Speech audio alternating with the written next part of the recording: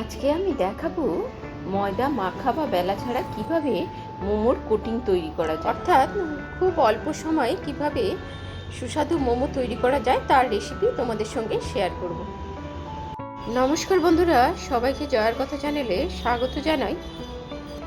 আমার গলার অবস্থা বেশ কয়েকদিন ধরে খুবই খারাপ ছিল, তাই বিনা ভয়েসেই বেশ কিছু ভিডিও আপলোড করেছিলাম।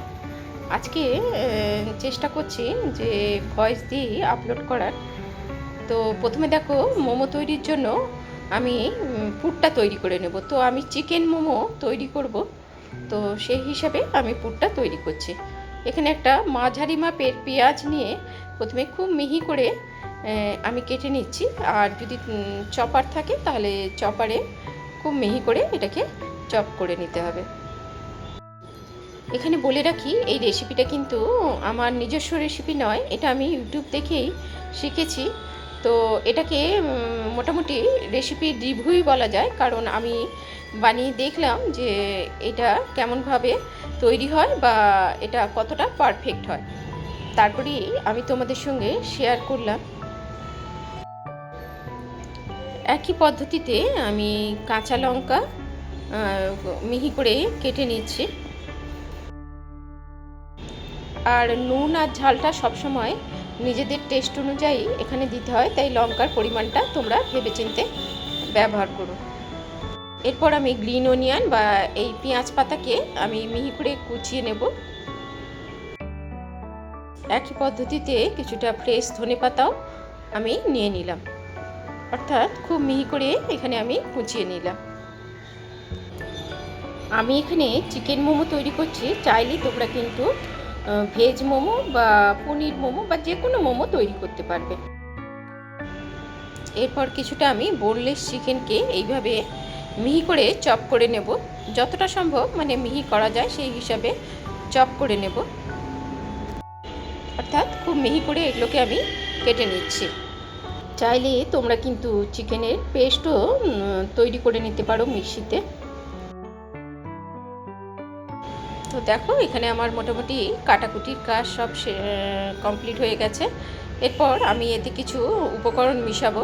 তো প্রথমে তো আমি এখানে প্রয়োজন মতো নুন দিয়ে দিচ্ছি, আর সামান্য একটুখানি চিনি দিচ্ছি।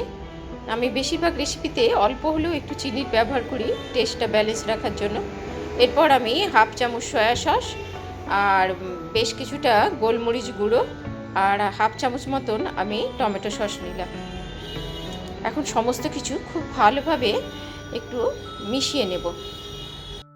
কুচনো চিকেনের সঙ্গে যাতে সমস্ত উপকরণগুলো খুব ভালোভাবে মিশে যায় সেইভাবে আমি এগুলো মেখে নেব। এবারে মনের মতন আকারে আমি কতগুলো চিকেনের বল তৈরি করে নিচ্ছি। আর শেপটা তোমরা লম্বা বা গোল তোমরা যেটা পছন্দ করো সেই হিসাবে করে নিও। তো এখানে আমার 9খানা বল হয়েছে দেখো। এখন এই বলগুলোকে প্রথমে আমি কিছুটা শুকনো ময়দার মধ্যে এইভাবে রোল করে নিচ্ছি। আগেই বলেছি এই রেসিপিটা ইউটিউব থেকেই শেখা একটা রেসিপি, আর আমি এটা করে দেখলাম, এটা কিন্তু খুব তাড়াতাড়িও হয় আর খুব ভালোও হয়।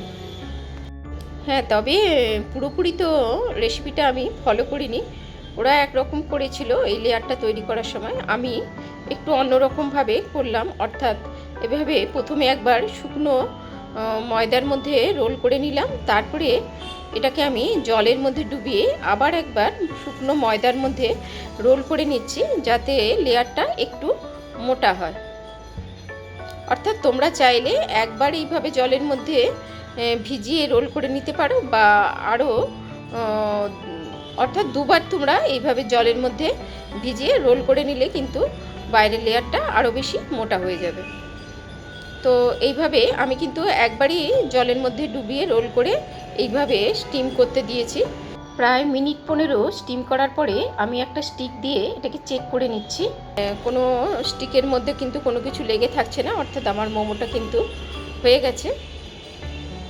এরপর মনের মতন সস বা ডিপ দিয়ে তোমরা মোমোগুলো সার্ভ করে নিতে পারো। রেসিপি ভালো লাগলে অবশ্যই লাইক, কমেন্ট ও শেয়ার করে দিও।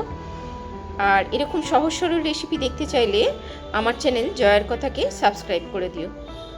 তো এখানেই দেখতে পাচ্ছ মোমোর বাইরের লেয়ারটা কত পাতলা হয়েছে, যেটা কিন্তু বেলে এত পাতলা করা সম্ভব হয় না। আর খেতেও কিন্তু খুব ভালো হয়েছিল। তো অল্প সময়ে খুব তাড়াতাড়ি মোমো তৈরি করতে চাইলে এই রেসিপি ফলো করতে পারো। আজ এই পর্যন্তই। সবাই ভালো থেকো, সুস্থ থেকো, আর এতক্ষণ সাথে থাকার জন্য অনেক অনেক ধন্যবাদ।